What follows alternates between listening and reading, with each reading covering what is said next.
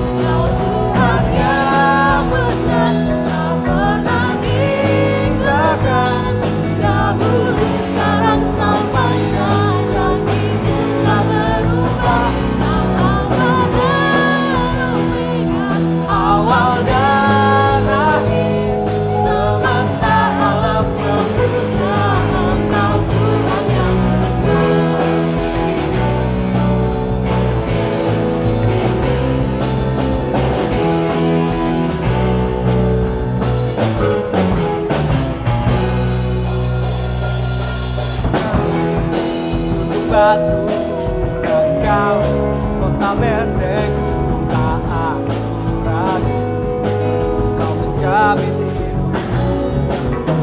Kau keselamatan dan kau yang membelaku, tak akan takut, kuasamu di dalammu. Walau badai menerpa di dalam hidupku ini, tapi kalau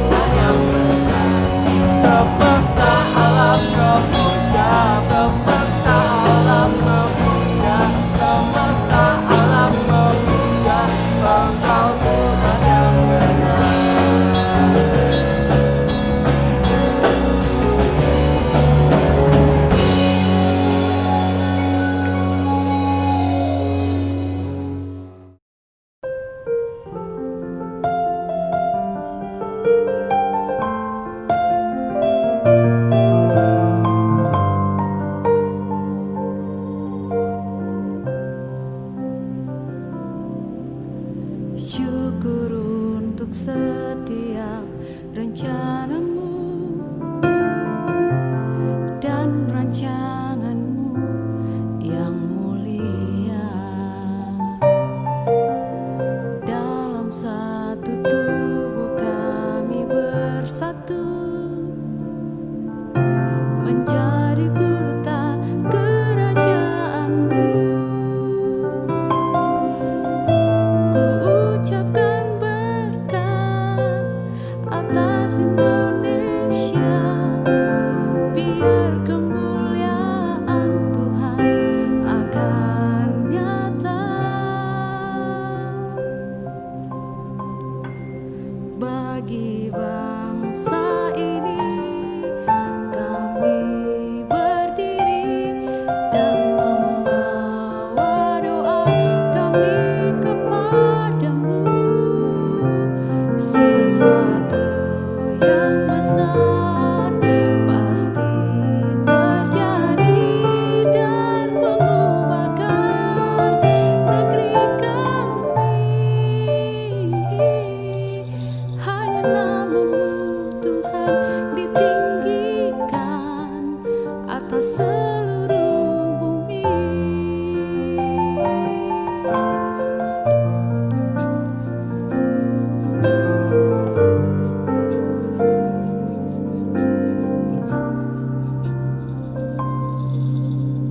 Kami rindu melihat Indonesia pulih dari semua problema, hidup dalam jalan kebenaran, pancarkan terang kemuliaan-Mu. Ku ucapkan berkat atas Indonesia, biar kemuliaan Tuhan akan nyata. Bagi bangsa ini kami berdiri dan membawa doa kami kepadamu. Sesuatu yang besar pasti terjadi dan mengubahkan negeri kami. Hanya namamu Tuhan ditinggikan atas seluruh bumi.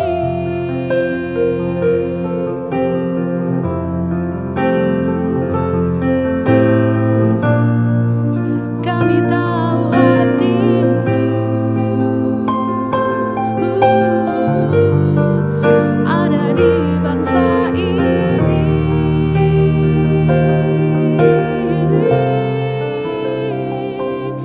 Bagi bangsa ini kami berdiri dan membawa doa kami kepadamu.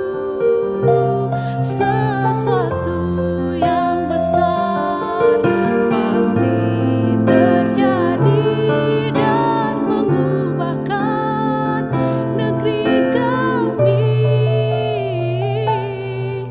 Hanya namamu Tuhan ditinggikan. Hanya namamu Tuhan ditinggikan. Hanya namamu Tuhan ditinggikan atas seluruh bumi.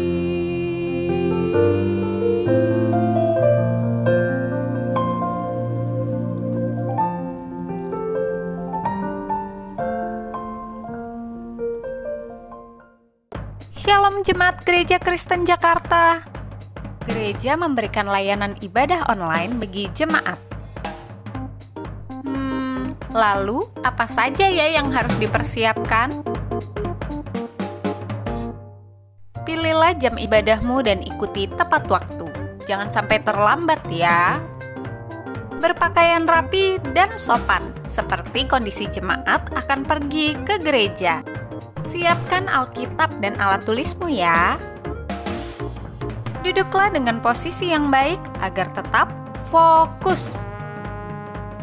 Hindari untuk berbaring ataupun sambil melakukan kegiatan lain di rumah. Berdoalah secara pribadi untuk mempersiapkan hati kita mengikuti ibadah ya. Berpartisipasilah aktif dalam beribadah, seperti ajakan untuk berdiri atau duduk, menyanyikan pujian, dan mendengarkan firman Tuhan dengan tetap fokus. Persembahan dapat jemaat berikan melalui transfer ke rekening gereja lokal masing-masing ya. Ikutilah ibadah online sampai selesai. Mohon bimbingan orang tua untuk dapat mengajak anak merenungkan firman melalui ibadah online sekolah minggu.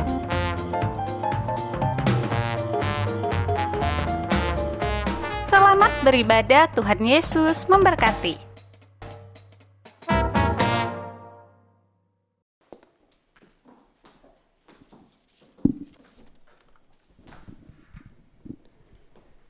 Selamat pagi Bapak Ibu, saudara-saudari yang terkasih dalam Tuhan, Shalom. Sungguh kita bersyukur jikalau pada pagi hari ini kita masih diberikan kesempatan untuk boleh beribadah. Dan walaupun setiap kita masih di rumah kita masing-masing, tetapi tidak mematahkan semangat kita untuk boleh beribadah kepada Tuhan, untuk memuji memuliakan nama Tuhan, amin. Mari saya mengundang setiap jemaat boleh bangkit berdiri.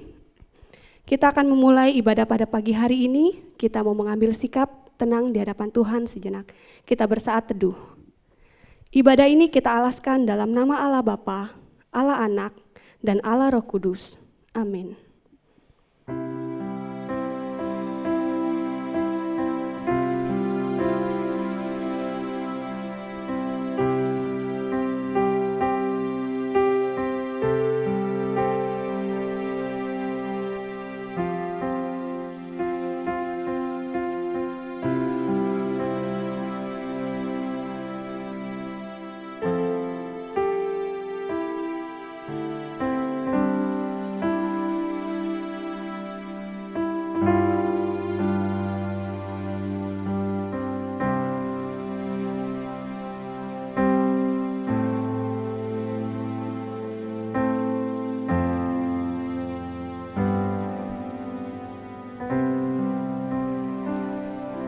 Haleluya, pujilah nama Tuhan, pujilah. Hai hamba-hamba Tuhan, hai orang-orang yang datang melayani di rumah Tuhan, di pelataran rumah Allah kita. Mari kita mau datang ke hadapan Tuhan kita. Kita mau meninggikan nama Tuhan kita, karena Dialah Allah yang suci, Dialah Allah yang layak ditinggikan dan dimuliakan. Biarlah kita datang dengan penuh kerinduan untuk memuji Dia. Katakan, Holy, Holy, Holy.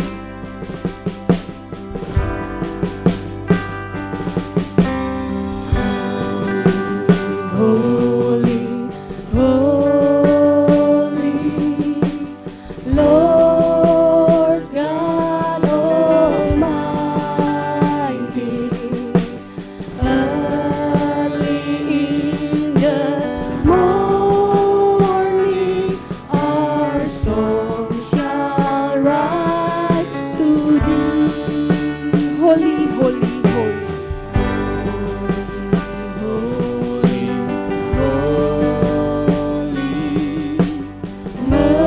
Merciful and mighty, God in three persons, blessed Trinity.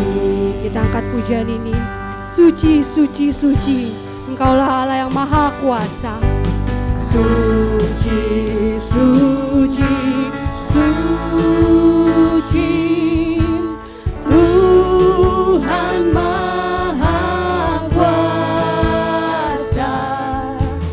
Dikau kami puji di pagi yang teduh. Suci, suci, suci,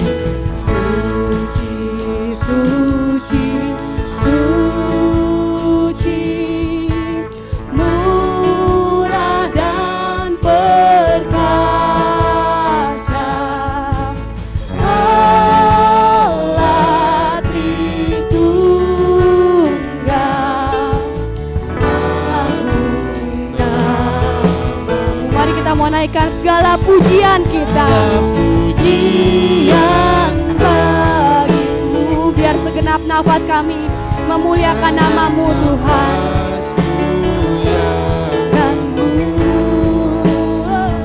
Surga bumi kan berseru, kuduslah Tuhan namamu. Engkau suci Tuhan, suci, suci, suci. Kau kudus tersungkur di depan tahtamu, menerima bertanya. Biarlah segenap malaikat setiap kami sujud menyembah-Mu Tuhan. Malaikat sujud menyembah-Mu, Tuhan yang ada selama-lamanya. Segala pujian bagimu, segenap nafas muliakan-Mu. Surga bumi kan berseru, Kuduslah Tuhan namamu.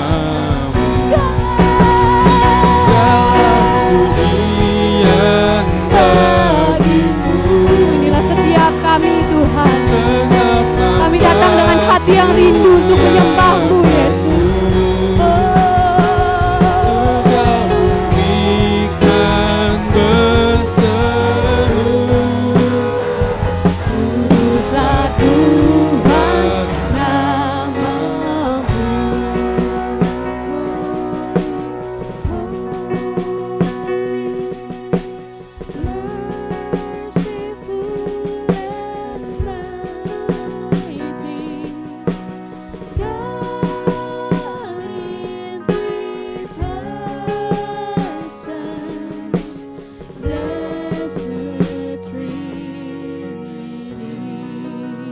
Benar Tuhan, Kaulah Allah yang layak ditinggikan Tuhan. Kami datang dengan segenap hati kami pada pagi hari ini Tuhan, untuk boleh memuji memuliakan namamu Bapa. Tuhan, kami serahkan ibadah kami dari awal hingga akhirnya Tuhan. Kami bersyukur Tuhan, jikalau setiap kami boleh ada di tempat ini, kami boleh berada di rumah kami masing-masing untuk boleh beribadah, untuk boleh memuji memuliakan namamu Tuhan. Kami serahkan ibadah kami Tuhan dari awal hingga akhirnya. Kiranya Tuhan yang boleh hadir di tengah-tengah setiap kami Tuhan. Dan kami juga minta ampun Tuhan untuk setiap hal-hal yang kami lakukan yang menyakiti hati Engkau maupun orang-orang di sekitar kami Tuhan. Biar Tuhan boleh melayakan setiap kami. Melayakan setiap kami Tuhan untuk boleh kami menaikkan pujian bagi Engkau Bapa. Sungguh Tuhan, kami menyerahkan dalam tangan-Mu. Sekali lagi kami serahkan ibadah kami.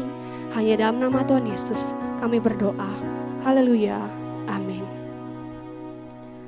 Masih dengan sikap berdiri, kita akan mengikrarkan pengakuan iman kita dalam pengakuan iman rasuli. Pengakuan iman rasuli. Aku percaya kepada Allah, Bapa yang Maha Kuasa, Khalik langit dan bumi, dan kepada Yesus Kristus anak yang tunggal Tuhan kita, yang dikandung daripada Roh Kudus, lahir dari anak darah Maria, yang menderita sengsara di bawah pemerintahan Pontius Pilatus, disalibkan, mati dan dikuburkan, turun ke dalam kerajaan maut.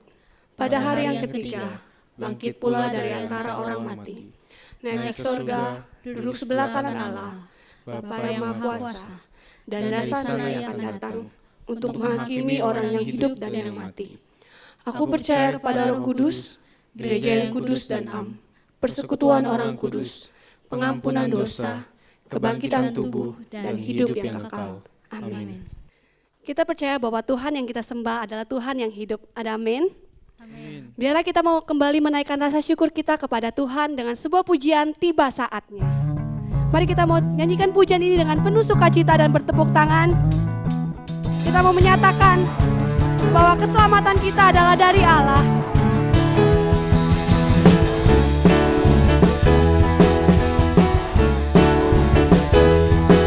Kita mau katakan tiba saatnya kami berkumpul dan bersatu. Tiba saatnya kami berkumpul bersatu dari enam suku dan bangsa, berdiri di hadapan tata anak domba, satu suara menyatakan keselamatan dari Allah yang duduk dan berkata, kami naikkan pada anak domba. Pujian dan kekuatan, hormatan, kekuasaan, kemuliaan bagi Dia selamanya.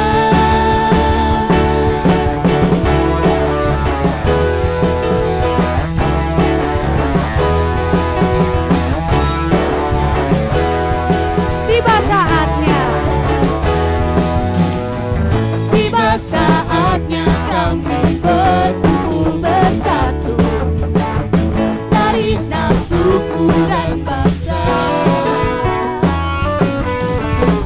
berdiri di hadapan tata anak domba. Kita mau menyatakan keselamatan, keselamatan bagi Allah yang duduk dan berkata, kami naikkan pada anak domba. Pujian dan kekuatan, hormatan, kekuasaan, kemuliaan bagi Dia selamanya. Keselamatan, keselamatan bagi Allah yang duduk dan berkata, kami naikkan pada anak domba. Pujian dan kekuatan, hormatan, kekuasaan, kemuliaan bagi Dia selamanya. Katakan kemuliaan bagi Dia, kemuliaan bagi Dia selamanya. Kemuliaan, kemuliaan bagi Dia selamanya. Biar kita mau selalu bersyukur kepada Tuhan kita, karena cintanya yang tak pernah berubah dalam hidup kita. Kita mau katakan, Tuhanlah kekuatan dan mazmurku. Tuhanlah kekuatan dan mazmurku. Katakan, Dialah gunung batu dan keselamatan setiap kita. Amin. Hanya padamu hatiku percaya, Kaulah menara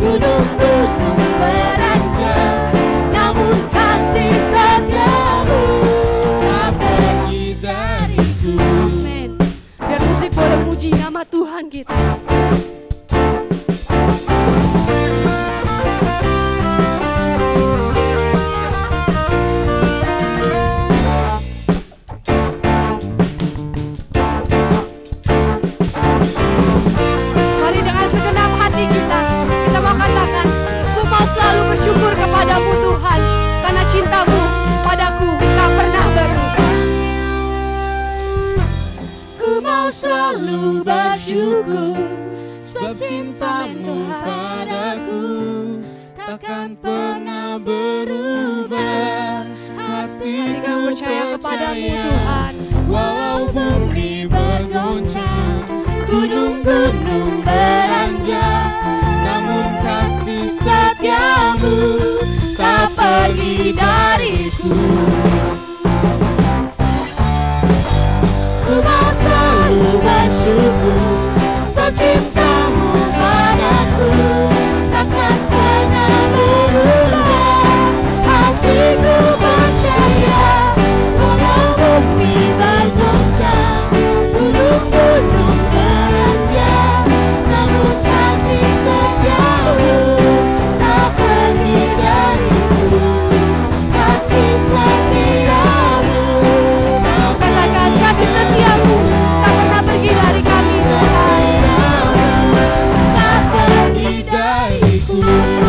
Amin.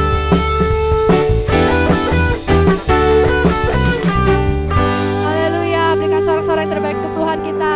Amin. Jemaat boleh dipersilakan untuk duduk kembali. Saat ini kita akan membaca ayat nats firman Tuhan yang diambil dari Lukas 8 ayat 44 sampai 48. Untuk ayat 44 akan dibacakan oleh saya dan 45 dibacakan oleh singer dan jemaat. Dan begitu seterusnya sampai ayat ke-48. Ayat ke-44, ia maju mendekati Yesus dari belakang dan menjamah jumbai jubahnya, dan seketika itu juga berhentilah pendarahannya. Lalu kata Yesus, siapa yang menjamah aku? Dan karena tidak ada yang mengakuinya, berkatalah Petrus, Guru, orang banyak mengerumuni dan mendesak engkau. Tetapi Yesus berkata, ada seorang yang menjamah aku, sebab aku merasa ada kuasa keluar dari diriku.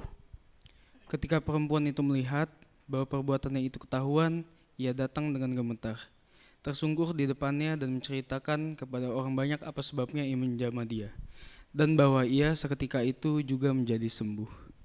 Maka katanya kepada perempuan itu, hai anakku, imanmu telah menyelamatkan engkau, pergilah dengan selamat.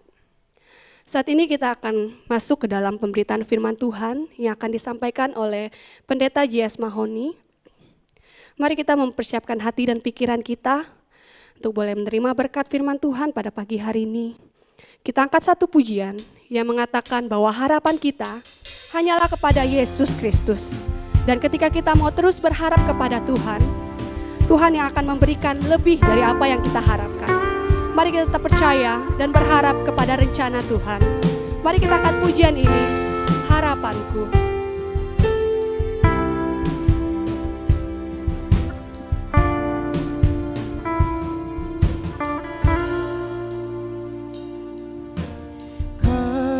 Kasih-Mu, karya-Mu, nyata dalamku. Kau pegang hidupku dalam tangan-Mu. Darahmu, salibmu, tebus hidupku. Namamu berkuasa, sanggup bangkitkan.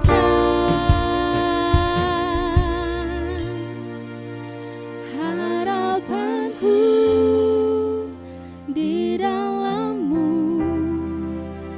hanya Kau Yesus kuatku. Ku percaya,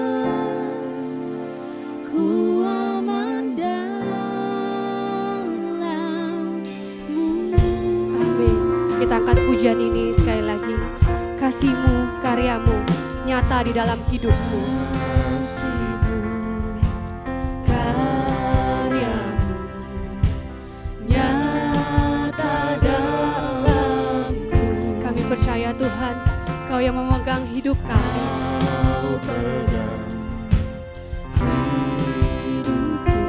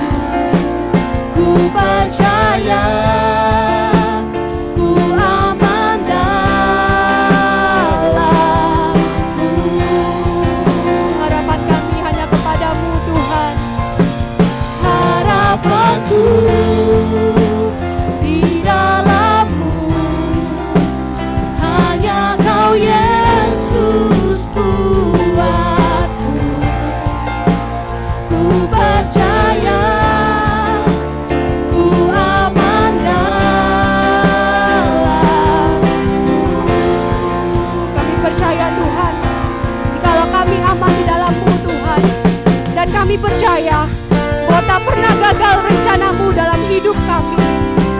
Ajar kami untuk tetap berserah, berharap hanya kepadamu Tuhan. Mari dengan segenap iman kita katakan, tak pernah gagal rencanamu. Kau yang selalu terangi jalan kami Tuhan.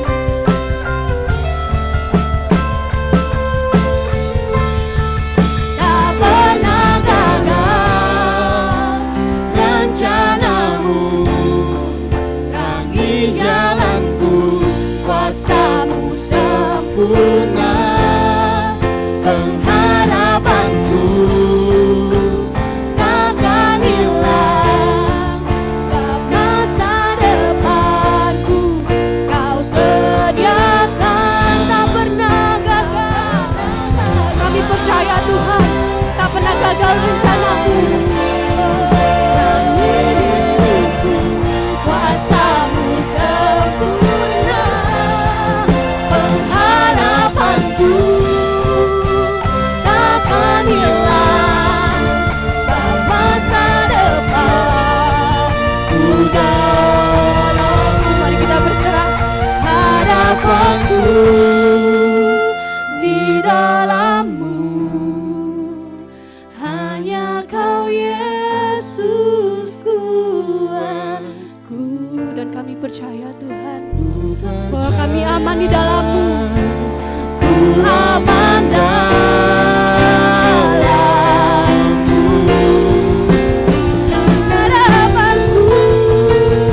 harapanku di dalammu, hanya kau Yesus Tuhanku. Ku percaya, ku aman dalammu. Percaya,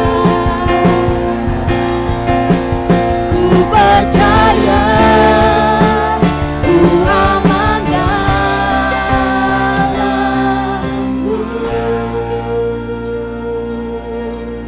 Kepada Pendeta Jias Mahoni, saya persilakan.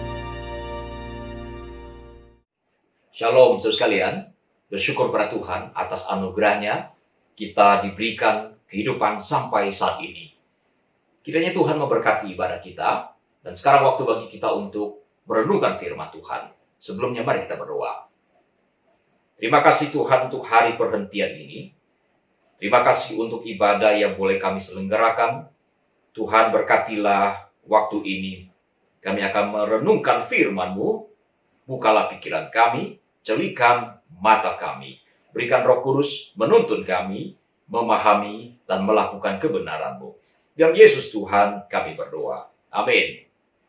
Saudara sekalian, pertengahan Oktober tahun yang lampau, sepasang suami istri mengundang saya untuk makan siang di sebuah restoran yang sangat-sangat prestisius. Saya yakin itu adalah makan siang yang paling mahal yang saya pernah nikmati, saudara sekalian. Rasanya setiap remah dari makanan dan setiap tetesan minuman itu mesti dihabiskan. Kalau perlu dijilat. Mengapa demikian? Karena sangat mahal. Mengapa sangat mahal? Saudara, pertama, karena makanannya sangat istimewa. Dan yang kedua, restoran yang bernama Al-Mahara itu terletak di sebuah hotel yang sangat-sangat mewah. Bahkan dikatakan hotel yang paling mahal di dunia. Burj Al Arab di Dubai. Saudara, untuk menginap satu malam di kamar yang paling mewah, itu seharga 27.000 US dollar. Setara kira-kira 400 juta rupiah. Sebetulnya, saudara bisa melihat menu dari restoran itu lewat internet. Tapi persoalannya, saudara, apakah dengan melihat menu yang ada di internet, saudara bisa menikmati sensasi dari makanan dari restoran itu yang ada di antaranya ditaburi dengan lembaran emas yang sangat-sangat tipis? Yang kedua, pertanyaan yang lebih tajam adalah, dengan melihat menu makanan itu, apakah saudara-saudara bisa merasa puas dan kenyang? Kalau begitu, mana yang lebih utama? menu dari makanan, atau makanan itu sendiri, saudara sekalian.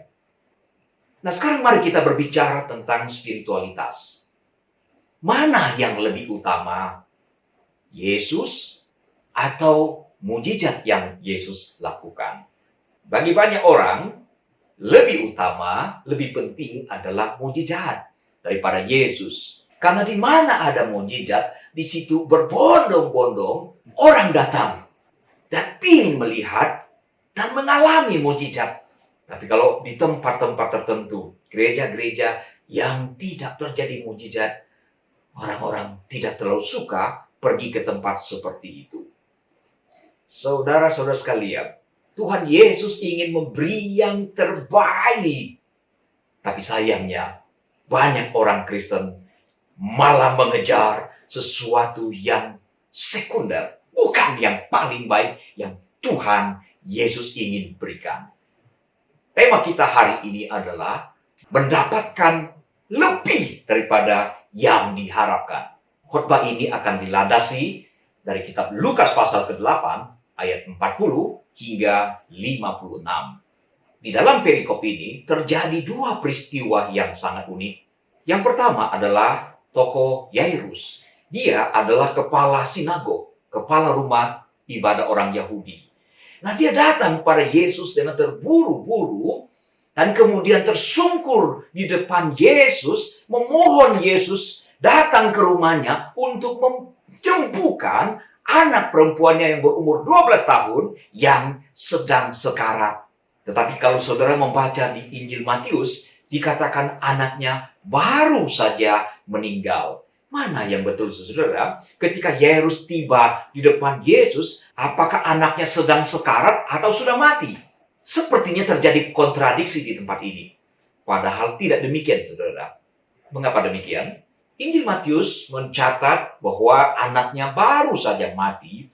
Rupanya di sini ada terjadi lag bahasa, kesulitan untuk menerjemahkan bahasa asli ke dalam bahasa Indonesia.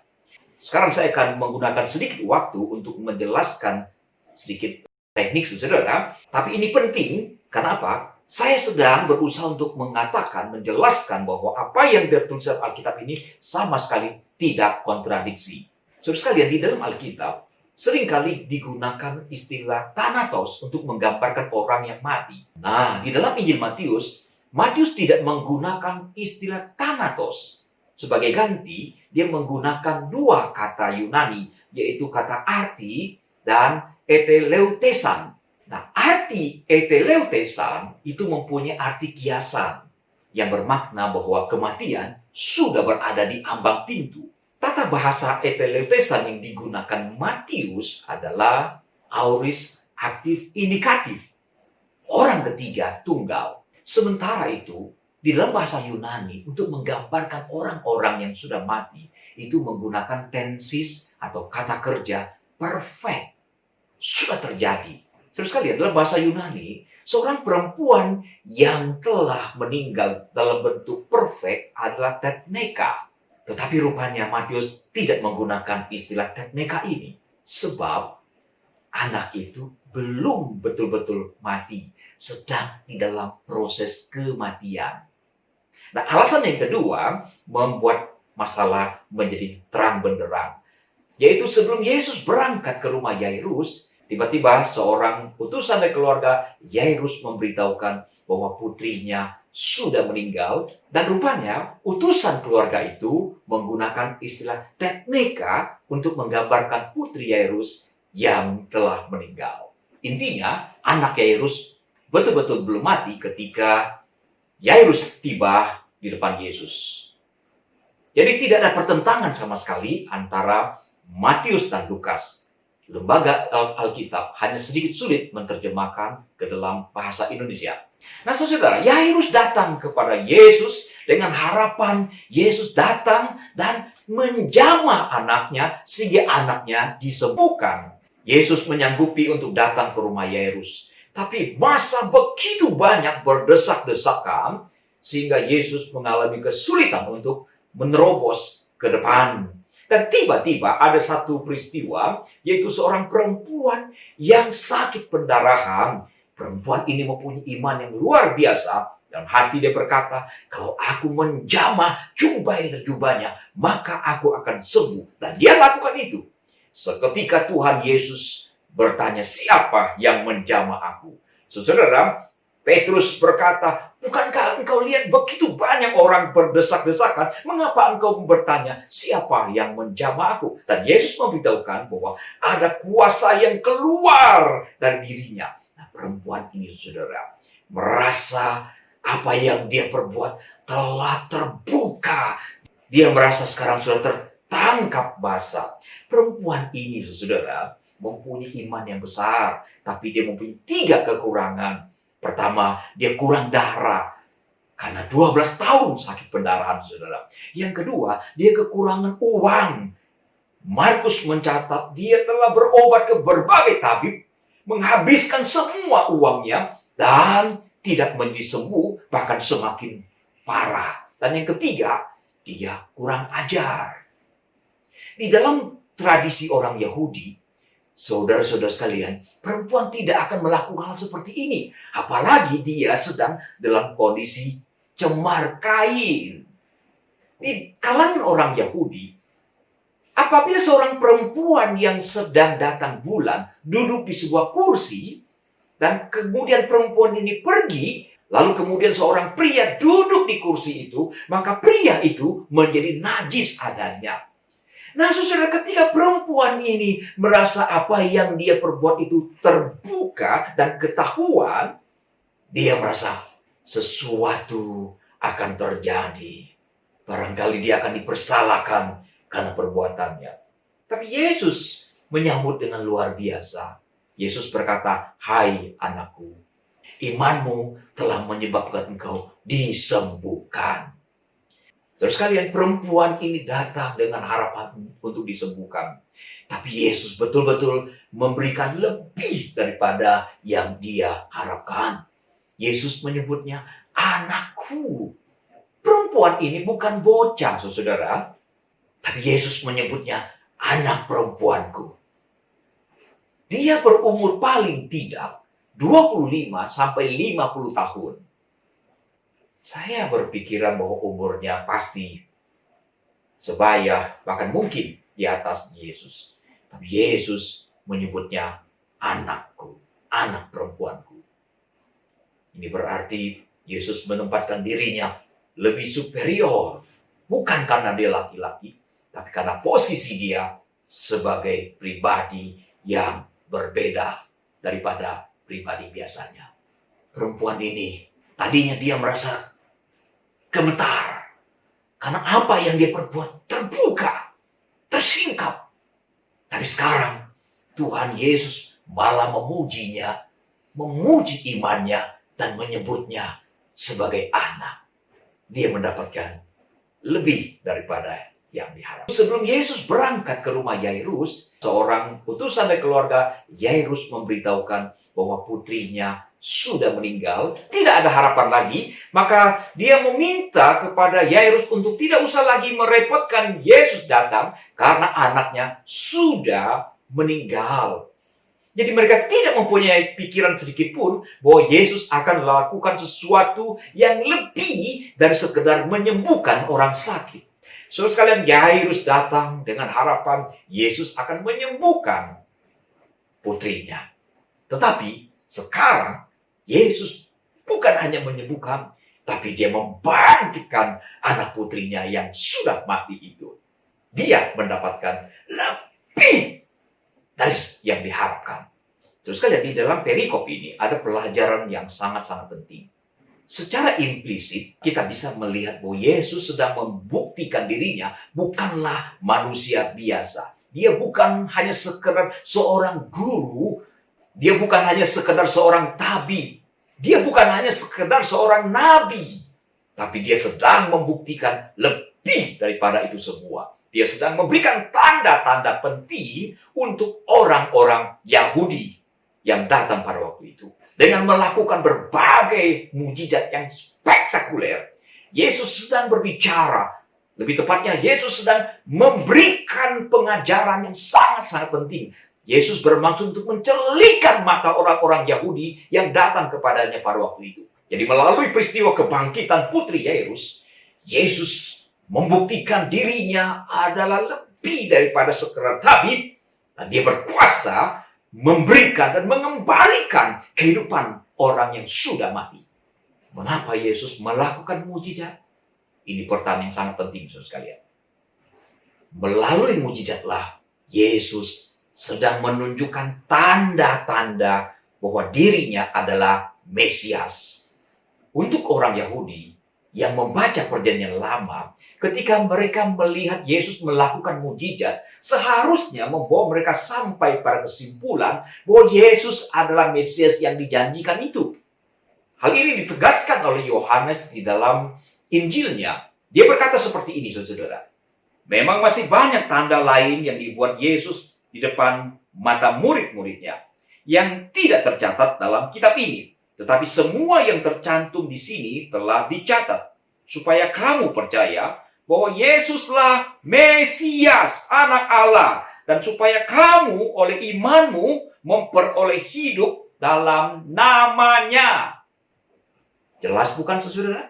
Melalui mujizat yang terjadi, seharusnya orang sadar bahwa Yesus adalah Mesias yang dijanjikan itu. Dan tujuan akhirnya akan tercapai, yaitu orang beriman pada Yesus dan mendapatkan hidup yang kekal. Itu yang harus terjadi, saudara. Tapi sayang sekali, banyak orang justru tidak sampai ke sana karena orang fokus kepada mujizat itu sendiri. Bukan kepada Yesus. Bukan kepada keselamatan, bukan kepada hidup yang kekal yang Yesus kerjakan, yang Yesus mau hadiahkan, yang Yesus mau anugerahkan ini. Benarkah dengan melakukan mujizat Yesus dan membuktikan dan memberikan tanda bahwa Dia adalah Mesias? Pasti ini benar, saudara. Kita bisa lihat apa yang Yesus katakan ketika Yohanes Pembaptis di dalam penjara menanyakan apakah betul Dia yang dijanjikan itu. Matius pasal 11 mencatat demikian. Di dalam penjara, Yohanes mendengar tentang pekerjaan Kristus. Lalu menyuruh murid-muridnya bertanya kepadanya, "Engkaukah yang akan datang itu? Atau haruskah kami menantikan orang lain?" Yesus menjawab mereka, "Pergilah dan katakanlah kepada Yohanes apa yang kamu dengar dan apa yang kamu lihat. Orang buta melihat, orang lumpuh berjalan, orang kusta menjadi tahir, orang tuli mendengar, orang mati dibangkitkan, dan kepada orang miskin diberikan kabar baik." Saudara-saudara sekalian, lihatlah apa yang menjadi jawaban Tuhan Yesus. Yesus mengajarkan kepada murid-murid Yohanes, silakan Anda lihat apa yang sedang terjadi dan apa yang saya lakukan. Dan sekarang coba kamu bandingkan dengan tanda-tanda yang diberikan oleh Tuhan di dalam Perjanjian Lama. Perhatikan apakah itu cocok dengan saya atau tidak. Kira-kira seperti itu maksud Tuhan Yesus. Jadi sebetulnya Tuhan Yesus, Dia melakukan mujizat dengan hati-hati, tidak pamer. Yesus betul-betul tidak ingin orang-orang datang kepada Dia semata-mata karena melihat mujizat. Dan kalau Yesus bermaksud untuk menarik massa banyak datang kepadanya dengan cara seperti ini, maka Dia akan melakukan banyak mujizat, sebanyak-banyaknya, dan Dia akan mempromosikan seluas-luasnya, sehingga lebih banyak, bahkan seluruh dunia, datang kepada Dia. Tapi kenyataannya tidak seperti itu, saudara. Dan ketika membangkitkan anak Yairus, Dia tidak mengundang semua orang masuk dan menyaksikan peristiwa itu. Dia hanya mengundang 3 muridnya dan 2 orang tua dari putri itu. Dan Dia berkata, jangan beritahukan kepada orang-orang apa yang terjadi. Berulang-ulang. Ketika melakukan mujizat, Yesus beritahukan, jangan beritahukan orang-orang apa yang terjadi. Saudara-saudara, ini sesuatu yang unik. Dia tidak ingin orang-orang mempromosikan apa yang Dia lakukan. Yesus seorang pemasar yang kurang bagus. Kalau Dia memang mengharapkan namanya akan populer dengan cara seperti itu. Yesus betul-betul hati-hati ketika melakukan mujizat. Mengapa demikian, saudara? Kenapa? Karena terbuka orang salah mengerti siapa dirinya. Dan itu memang terjadi. setelah Yesus melakukan mujizat yang spektakuler, 5 roti dan 2 ikan, dan orang-orang datang berbondong-bondong bermaksud memaksa Yesus menjadi raja mereka, raja dunia. Yesus datang bukan untuk menjadi raja dunia, tapi masa waktu itu bermaksud memaksa dia menjadi raja. Ingat saudara, Yesus melakukan mujizat adalah supaya orang bisa melihat bahwa tanda-tanda kehadiran Mesias telah tiba. Tapi justru orang tidak memahami pengajaran ini, saudara. Orang-orang berbondong-bondong, semakin banyak orang datang pada Yesus. Tapi apakah Yesus happy dengan kedatangan orang yang banyak itu? Tidak, saudara. Tidak. Sekali lagi, tidak. Yesus malah mengeluh. Dia berkata seperti ini. Aku berkata kepadamu, sesungguhnya kamu mencari aku, bukan karena kamu telah melihat tanda-tanda, melainkan karena kamu telah makan roti itu dan kamu kenyang. Saudara-saudara, Yesus tidak merasa happy ketika orang banyak datang kepada dia. Apalagi ketika mereka bermaksud untuk memaksa Yesus menjadi raja politik mereka. Raja dunia. Alkitab dengan tegas mengatakan Yesus menyingkir dari hadapan mereka. Dari sini harusnya kita mengerti sekarang, saudara, bahwa tujuan utama kedatangan Tuhan Yesus bukanlah untuk melakukan mujizat. Kalau melihat praktek-praktek yang dilakukan oleh sejumlah hamba Tuhan dan pendeta dan gereja, kita merasa miris. Gereja Kristen seakan-akan ditarik kembali ke dalam dunia perdukunan. Ada yang menekankan tentang minyak urapan. Ada yang meminta supaya air didoakan dan menjadi medium penyembuhan dan sebagainya. Ini menyedihkan sekali, saudara. Ini sangat menyedihkan. Kekristenan ditarik kembali ke dalam dunia perdukunan. Belakangan ini ada video yang viral bagaimana ada seorang yang melakukan mujizat secara besar-besaran di hadapan banyak orang. Dan begitu banyak orang datang membawa air minuman supaya didoakan. Dengan tujuan tentu saja supaya air minum itu menjadi berfaedah. Ini apa ini, saudara? Sangat menyedihkan sebetulnya. Orang tidak menangkap apa esensi dari kedatangan Tuhan Yesus. Bahkan juga dalam khotbah ada pendeta yang mengklaim bahwa gerejanya, bahwa dia dan gerejanya telah memiliki vaksin, yaitu apa? Minyak urapan dan anggur. Yesus menyembuhkan orang sakit. Dia berkata, jangan beritahukan orang-orang. Tapi zaman sekarang, gereja dan pendeta justru melakukan sesuatu yang terbalik. Mujizat belum terjadi, tapi promosinya sudah sampai kemana-mana. Ini sesuatu yang ganjil, saudara. Gereja dan pendeta tertentu melakukan apa yang Tuhan tidak mau lakukan. Ini ganjil, saudara. Dan kita perlu mempertanyakan secara kritis, apakah praktek seperti ini disukai oleh Tuhan atau tidak. Bagi saya, gereja yang tidak membicarakan mujizat sama sekali, yang tidak percaya dengan mujizat, maksud saya, itu tidak benar, saudara. Tetapi melulu menekankan mujizat, ini pun tidak baik dan tidak benar, seharusnya, saudara sekalian.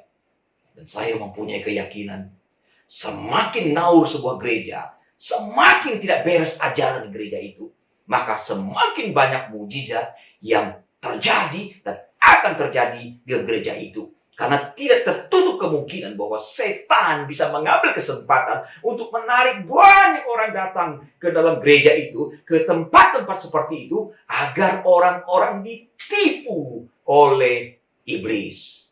Ini dengan catatan tidak berarti bahwa semua mujizat yang terjadi di gereja pasti dari setan. Belum tentu. Bisa juga Tuhan melakukannya. Catatan yang kedua adalah tidak berarti bahwa gereja yang tidak mengalami mujizat itu pasti lebih baik. Belum tentu juga, saudara sekalian. Tapi orang-orang berkata, tapi kan banyak orang datang percaya Yesus. Saudara-saudara, jangan kita tertipu dengan fenomena yang sederhana seperti itu. Karena Alkitab mengatakan, jangankan orang-orang yang datang ke gereja, jangankan orang yang sekedar disembuhkan dari sakit penyakit, bahkan yang melakukan mujizat, yang mengusir setan, itu pun belum tentu diterima oleh Tuhan Yesus. Bukankah Yesus mengatakan, enyahlah dari hadapanku para orang yang berseru-seru, Tuhan, Tuhan, bukankah demi namamu aku melakukan mujizat, pernubuatan, dan seterusnya, dan seterusnya. Jadi orang yang melakukan mujizat sekalipun belum tentu telah mendapatkan apa yang Yesus ingin berikan. Selain itu, penegasan Tuhan Yesus dalam Matius 24 ayat 24 itu jangan diabaikan, saudara. Yesus berkata seperti ini. Sebab Mesias palsu dan nabi-nabi palsu akan muncul. Dan mereka akan mengadakan tanda-tanda yang dahsyat dan mujizat-mujizat. Sehingga sekiranya mungkin mereka menyesatkan orang-orang pilihan juga. Dengan demikian kita patut waspada, saudara. Karena menekankan mujizat semata-mata itu sangat-sangat berpotensi membawa orang keluar dari fokus yang sebetulnya. Keluar dari tujuan semula dari kedatangan Tuhan Yesus Kristus. Seperti yang saya tegaskan tadi. Dengan menekankan mujizat, seseorang bisa saja mengalami pergeseran fokus dari Yesus kepada mujizat. Sehingga pada akhirnya orang-orang bukan mengejar Yesus, tapi mengejar mujizat. Yang diutamakan bukan lagi Yesus, melainkan mujizat. Seperti orang yang berada di taman bunga yang sangat-sangat indah. Begitu kagum dengan bunga itu. Begitu kagum dengan orang yang mengelola taman itu. Tapi sama sekali lupa kagum kepada Tuhan yang menciptakan bunga itu. Ibarat seorang anak yang menantikan, yang mengharapkan, dan yang menuntut warisan dari orang tuanya. Tetapi menganggap tidak penting orang tua yang menyiapkan warisan. Itu sebabnya kita butuhkan pertolongan Tuhan agar kita dimampukan untuk membedakan mujizat di satu sisi dan tanda-tanda di satu sisi yang lain. Saudara sekalian, semua mujizat yang Yesus lakukan memang spektakuler. Tetapi semua itu bersifat temporel, saudara. Apakah wanita yang disembuhkan dari sakit pendarahannya akhirnya tidak mati? Dan anak Yairus yang berumur 12 tahun itu, kalau dia masih hidup sekarang, umurnya 2000 tahun lebih, saudara, pasti kedua perempuan itu juga sudah mati. Bukan itu yang mau Yesus capai ketika dia datang dalam dunia ini. Dia melakukan mujizat sekali lagi untuk menekankan, untuk membuktikan bahwa dia adalah Mesias, Juru Selamat. Dan ini yang lebih penting daripada mujizat itu sendiri, saudara-saudara sekalian. Tentu saja kita tetap saja boleh percaya pada mujizat dan menantikan pertolongan Tuhan. Tapi percayalah semua itu hanya bersifat temporel. Tapi sayangnya, orang-orang justru lebih mengutamakan sesuatu yang temporel daripada yang bernilai kekal. Orang-orang seolah-olah lebih senang mendapatkan menu dari makanan daripada makanan itu sendiri. Saudara sekalian, kita tidak boleh salah membaca tanda. Salah membaca tanda bisa berakibat sangat-sangat fatal. Yesus ingin kita mengenal dirinya. Pribadi Yesus yang mau kita kenal, itu yang lebih penting dari yang lain. Saudara-saudara sekalian, di dalam Yohanes 17 ayat 3, dia berkata seperti ini. Inilah hidup yang kekal itu, yaitu bahwa mereka mengenal Engkau, satu-satunya Allah yang benar, dan mengenal Yesus Kristus yang telah Engkau utus. Lihat, saudara. Mengenal Allah, mengenal Yesus. Itu yang membawa dampak yang kekal. Seseorang yang salah membaca tanda, yang tidak mengerti tanda, itu berpotensi mengalami pertobatan yang keliru. Ini yang ditulis oleh Ken Philpott di dalam bukunya. Sudahkah Anda benar-benar dilahirkan kembali? Dia mensinyalir ada begitu banyak orang yang mengalami pertobatan keliru, datang pada Yesus, menjadi beragama Kristen semata-mata karena urusan psikologis, urusan kesehatan, urusan perut, urusan karir dan sebagainya. Belum tentu datang pada Yesus untuk menyelesaikan persoalan spiritualitasnya, persoalan dosa, persoalan hidup yang kekal yang Tuhan Yesus mau kerjakan buat kita semua. Saudara sekalian, barangkali karena itulah W.A. Criswell berkata, hanya 25% orang Kristen yang akan masuk surga. Sementara A.W. Tozer berkata, 90% orang Kristen tidak diselamatkan. Dan Billy Graham pernah berkata, 85% orang Kristen evangelikal masih terhilang. Belum menemukan Yesus di dalam hidupnya. Ini menyedihkan. Apakah betul seperti ini? Lukas 13 ayat 23 berkata seperti ini. Dan ada seorang yang berkata kepadanya, Tuhan, sedikit sajakah orang yang diselamatkan? Jawab Yesus kepada orang-orang di situ, berjuanglah untuk masuk melalui pintu yang sesak itu. Sebab aku berkata kepadamu, banyak orang akan berusaha untuk masuk, tetapi tidak akan dapat. Tidak bisa tidak kita berkesimpulan bahwa hanya sedikit sekali orang yang akan masuk dalam kerajaan surga. Saudara-saudara sekalian. Dan membaca perikop Lukas pasal 8 tadi. Apa pelajaran rohani yang dapat kita pelajari, saudara? Yang paling penting adalah pahami esensi dari kedatangan Tuhan Yesus. Dan yang terpenting adalah mengenal Yesus, menerima Yesus dalam hidup kita. Itu yang paling penting, itu yang paling istimewa, itu yang paling primer. Satu pertanyaan yang sangat penting. Ketika saudara menjadi seorang Kristen, ataupun menjadi pengikut Yesus, apa yang saudara harapkan dari Tuhan Yesus? Ada orang mengharapkan berkat dari Yesus. Ada orang mengharapkan sukacita dari Yesus. Ada orang mengharapkan pinon, damai, selamat. Artinya tidak terjadi musibah, sukses, bisnis lancar, Senli Anho, Pin on, Mosi Mocin, dapat banyak rekan bisnis di gereja, sukacita di gereja, bisa bernyanyi-nyanyi. Bahkan ada kawan melaporkan ada orang yang datang ke gereja melamar menjadi orang Kristen karena mereka mengatakan ternyata jadi orang Kristen matinya enak. Tidak usah repot-repot upacaranya. Dan terlebih karena gereja itu telah menyiapkan lahan pekuburan buat orang-orang yang menjadi anggota gereja itu. Apa itu yang saudara harapkan ketika menjadi Kristen ataupun menjadi pengikut Yesus? Harapan yang keliru sangat berpotensi menyebabkan orang menjadi kecewa. Murid Yesus yang mengira Yesus adalah tokoh politik, mula-mula begitu bersemangat mengikut Yesus. Mereka berdebat siapa yang paling besar. Ini berarti yang paling hebat akan mendapatkan posisi yang terhormat apabila Yesus memberontak terhadap Romawi dan mendirikan kerajaannya. Tapi Yesus tidak menunjukkan tanda-tanda seperti itu. Dia berulang mengatakan dia akan mati. Petrus menarik Yesus ke samping dan berkata, sekali-kali ini tidak akan terjadi. Dan Yesus berkata, nyala engkau iblis. Sebab engkau hanya memikirkan apa yang orang pikirkan, tapi tidak memikirkan apa yang Allah pikirkan. Perlahan tapi pasti mereka mengalami penurunan semangat mengikut Yesus yang luar biasa. Semakin ikut Yesus, semakin lemas. Sampai satu saat Petrus mewakili kawan-kawan bertanya pada Yesus. Dia berkata, kami telah meninggalkan segala sesuatu untuk ikut engkau. Apa yang akan kami peroleh? Jelas ini adalah orang-orang yang frustrasi. Akhirnya semakin lama mereka semakin lemas. Semakin lama semakin kecewa. Sampai akhirnya ada murid yang menjual gurunya. Dan juga berkhianat dengan menyangkali gurunya sendiri. Mengapa itu terjadi? Karena mereka salah menaruh harapan pada Yesus. Yohanes Pembaptis yang luar biasa sekalipun, pada akhirnya menjadi sedikit bertanya-tanya, apa betul engkau yang dijanjikan itu? Karena dia salah pengertian.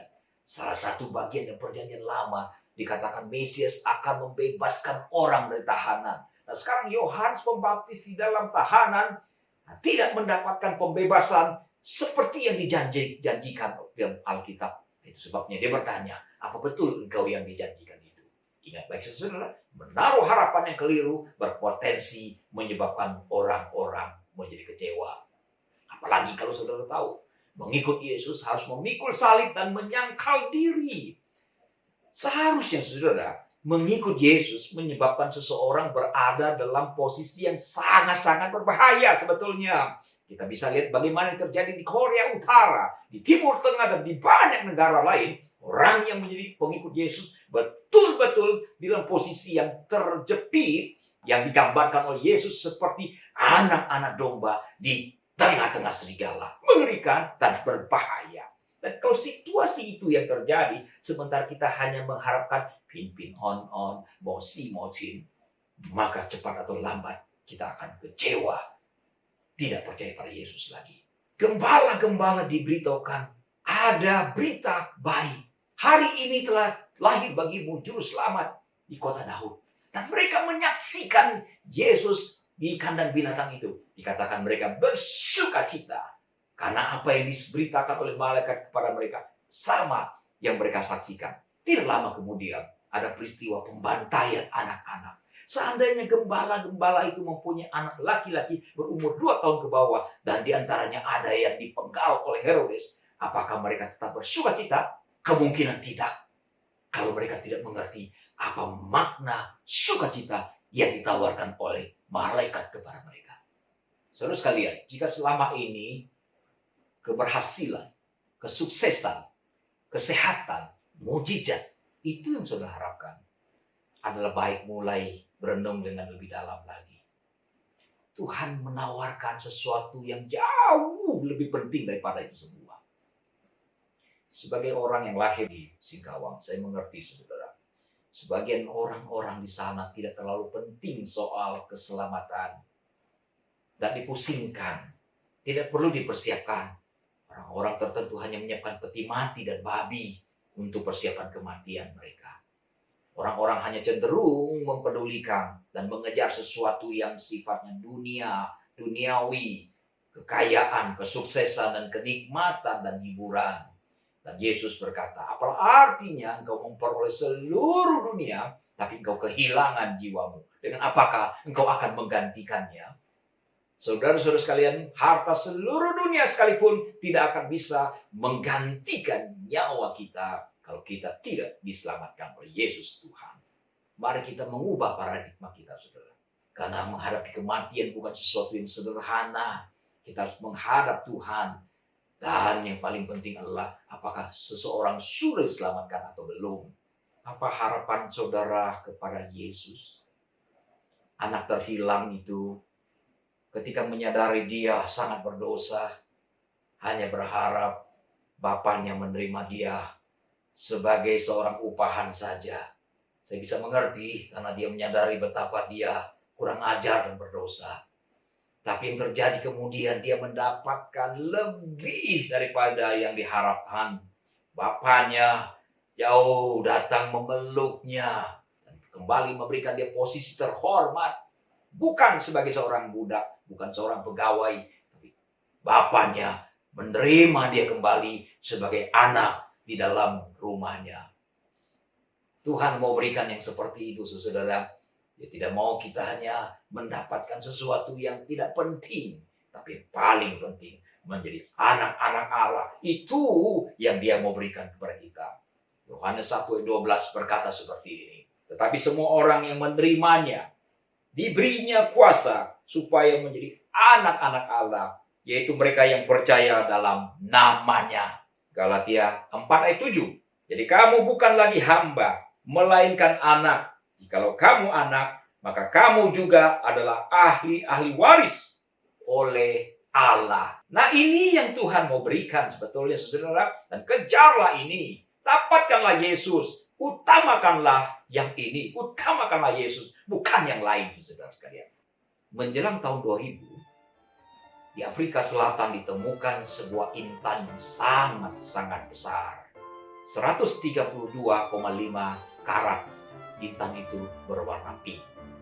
Dibutuhkan 20 bulan untuk memotong dan mengasah intan itu.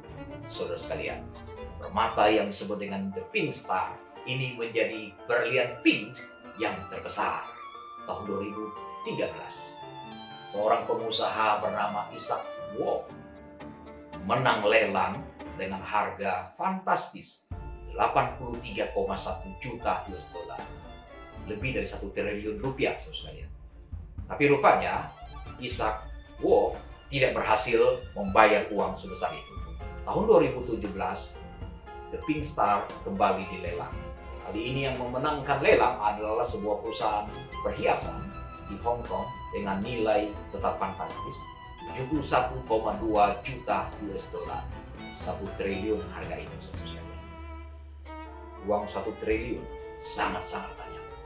Jika uang 100.000 rupiah ditumpuk, maka ketinggian tumpukan uang itu setinggi 2 kilometer. Pertanyaan saya adalah, apakah saudara akan menjadi kaya dengan memiliki gambar permata The Pink Star? Mana yang lebih berharga? Memiliki gambar The Pink Star atau memiliki The Pink Star yang sebetulnya? Sebetulnya Yesus datang ingin menawarkan The Pink Star yang sebetulnya. Yesus datang menawarkan keselamatan, kehidupan kekal yang melampaui apapun di dunia ini. Dapatkanlah itu. Jangan sekedar mengharapkan yang remeh-temeh. Karena Tuhan ingin memberikan lebih daripada yang saudara-saudara harapkan. Itu dirinya diberikan kita. Dan pada akhirnya kita bisa beroleh keselamatan kekal. Semoga Tuhan menolong kita semua. Mari kita berdoa. Terima kasih Bapa Surgawi untuk begitu banyak ayat firman Tuhan yang mengingatkan kami betapa berharganya mendapatkan Yesus lebih dari segala-galanya.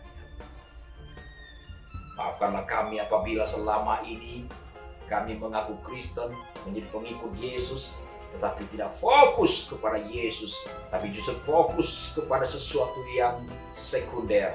Tolong kami Bapa untuk memperbaiki status kami, posisi kami di hadapan.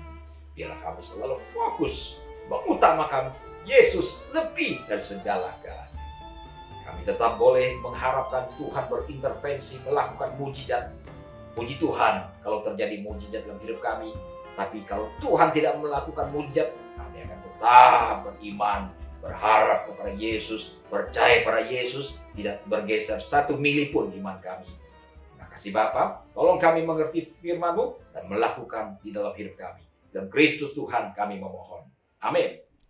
Terima kasih untuk Pendeta Jias Mahoni atas penyampaian firman Tuhan pada pagi hari ini. Dan saat ini kita akan menaikkan beberapa pokok doa. Yang pertama kita berdoa memohon Tuhan menolong kerohanian jemaat boleh terus bertumbuh dalam Kristus. Setiap pelayan dan jemaat boleh mempunyai kesungguhan hati dalam melayani dan menyembah Tuhan dengan tulus. Dan mengikuti ibadah menuruti standar Tuhan, bukan standar diri sendiri. Mari kita bersatu dalam doa. Bapa di surga, suka bersyukur Tuhan kami boleh berdoa untuk beberapa pokok doa kami Tuhan pada pagi hari ini. Yang pertama Tuhan kami berdoa menyerahkan untuk setiap kerohanian jemaat kami Tuhan di GKJ, Sinode GKJ Tuhan kami berdoa biar boleh terus bertumbuh dalam Engkau Tuhan. Dan setiap kami sebagai pelayan-Mu Tuhan boleh mempunyai kesungguhan hati dalam melayani dan menyembah Engkau Tuhan. Tuhan tolong, Tuhan yang boleh pimpin Bapak juga setiap jemaat-Mu Tuhan boleh mengikuti ibadah online Tuhan dengan baik dan sesuai dengan standar-Mu Tuhan, bukan standar mereka. Bapak sungguh Tuhan kami menyerahkan dalam tangan-Mu, hanya dalam nama Tuhan Yesus kami berdoa. Haleluya, amin. Yang kedua, kita juga berdoa memohon Tuhan memberi hikmat dan hati yang takut akan Tuhan kepada Presiden dan para menteri dalam mengambil segala kebijakan bagi bangsa ini. Penanganan pasien yang terkena COVID, resesi ekonomi, maupun menjaga stabilitas keamanan negara kita. Mari sama-sama berdoa, kita angkat suara. Tuhan, kami juga berdoa Bapa menyerahkan untuk bangsa kami ke dalam tangan-Mu. Kami berdoa Tuhan menyerahkan juga untuk presiden dan jajaran pemerintahan yang ada Tuhan. Kira Tuhan boleh berikan hikmat pada setiap mereka, biar mereka boleh mempunyai hati yang takut akan Tuhan Bapa, akan Engkau. Boleh mengambil segala kebijakan untuk bangsa ini dengan baik. Tuhan, kami juga berdoa menyerahkan untuk penanganan pasien yang terkena COVID. Tuhan boleh menolong segala tim medis, semua tim medis boleh bekerja dengan baik Tuhan, berikan kekuatan, kesehatan kepada setiap mereka. Kami juga berdoa untuk resesi ekonomi kami Tuhan di bangsa ini, dan kami juga berdoa Tuhan biar Engkau boleh memimpin stabilitas keamanan gereja negara kami Tuhan, dan kami percaya Tuhan Engkau mengasihi bangsa kami, bangsa Indonesia Tuhan. Terima kasih Yesus, hanya dalam nama Tuhan Yesus kita bersyukur. Haleluya, amin. Inilah setiap pokok doa kami Tuhan yang sudah kami naikkan, dan kami percaya Tuhan Engkau boleh mendengar dan menjawab sesuai dengan kehendak-Mu Bapa. Hanya dalam nama Tuhan Yesus kami berdoa. Haleluya, amin. Sebentar kita akan melihat beberapa warta untuk kegiatan gereja kita minggu ini. Warta pertama, bimbingan pranikah. kelas bimbingan pranikah Sinode GKJ periode ke-18 akan diadakan pada hari Selasa 27 Oktober 2020 pukul 19.00 WIB dengan tema Seni Berkomunikasi dengan pembicara Eni Wati, dan pertemuan kelas BPN akan dilangsungkan secara virtual melalui Zoom meeting.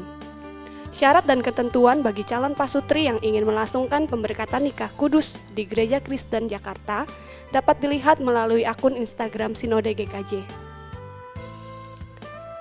Selanjutnya, kelas SMK Saya Murid Kristus. Kelas SMK 2 akan diadakan pada hari Kamis 29 Oktober 2020 pukul 19.00 WIB dengan tema Prinsip Dasar Pelayanan.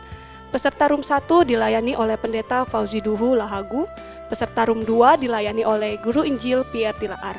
Kiranya seluruh peserta kelas SMK 2 dapat mempersiapkan diri dan tepat waktu.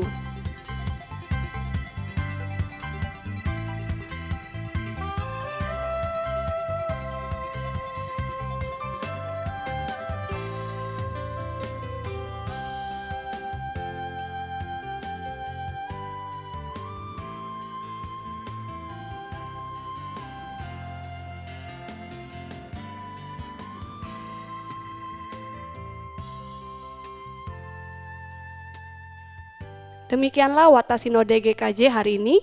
Terima kasih atas perhatian Bapak, Ibu, dan saudara-saudari. Tuhan Yesus memberkati.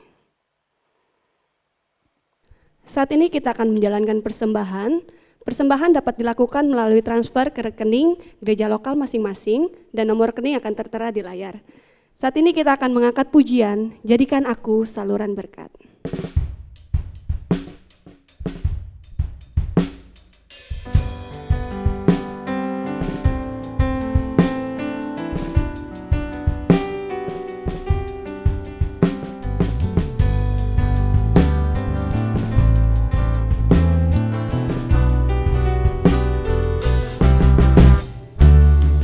Di dalam hidup berliku-liku banyak keluh dan kesal. Beri terangmu di tempat gelap itu, girangkanlah yang susah. Jadikan aku saluran berkat dan pemancar terang Yesus.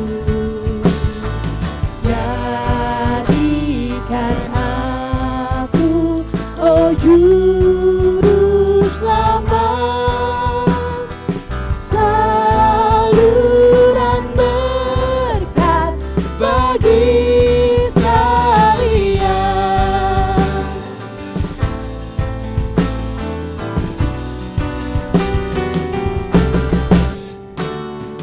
Undangkanlah kasih-Nya yang suci, Yesus memberi ampunan. Yakinkan orang lain dengan bukti hidup yang penuh iman. Jadikan aku saluran berkat. Jadikan aku saluran berkat dan pemancar terang Yesus. Jadikan aku, oh Juru Selamat,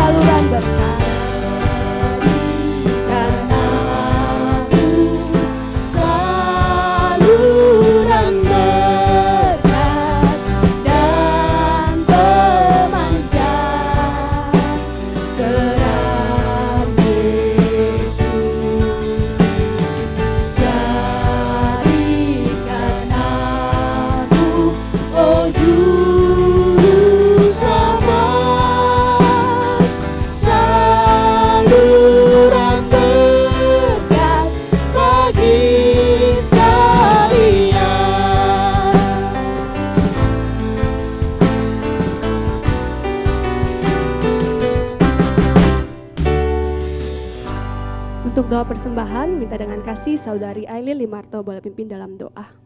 Mari kita bersatu dalam doa.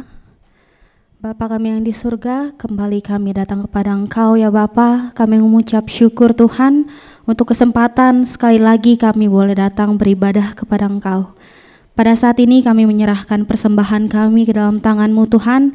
Biarlah Tuhan yang memberkati persembahan kami dan juga Tuhan yang boleh pakai persembahan kami untuk pekerjaan-Mu di tempat ini. Terima kasih Bapa, ini doa kami hanya di dalam nama Yesus Kristus. Haleluya, amin.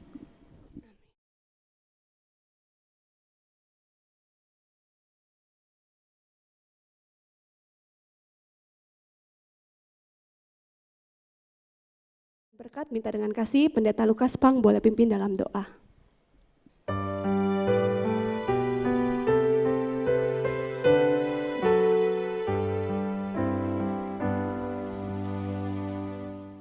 Puji Allah, Bapa Putra,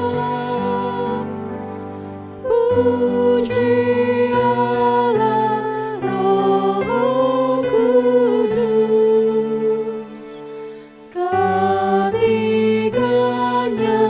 yang esa.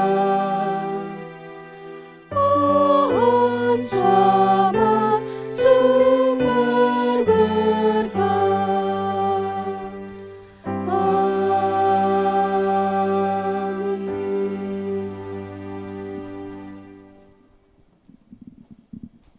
Saudara kekasih Tuhan, mari kita menjadi pelaku-pelaku firman, bukan hanya menjadi pendengar saja.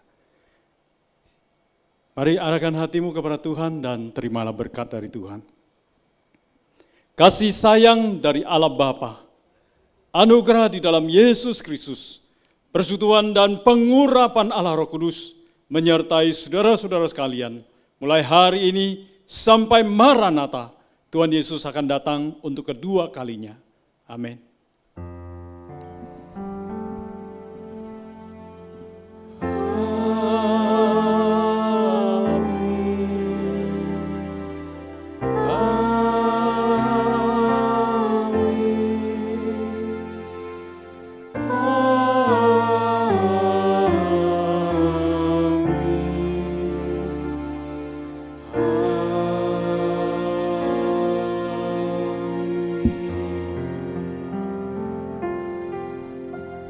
Saudara, silakan duduk.